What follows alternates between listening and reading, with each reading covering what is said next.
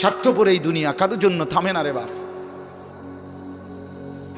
হ্যাঁ, যেদিন বাপের জানাজা পড়ে, যেদিন বাপের লাশ কবরে দাফন করে, সেদিনও বংশধর সন্তান ছেলে মেয়ে ঘন্টাখানিক 2-4 ঘন্টা কাইন্দা কাটটা হইলো, রাতের বেলা ঠিকই ভাত খায়।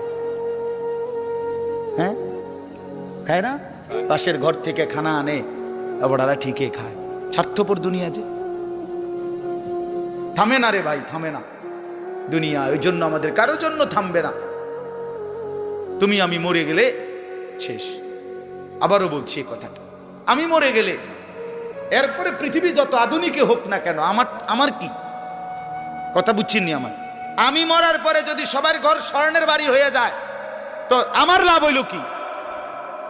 আমার মৃত্যুর পরে যদি সব মানুষ আধুনিক হইয়া সাঁদের দেশেও জায়গা, আমার ফায়দা কি?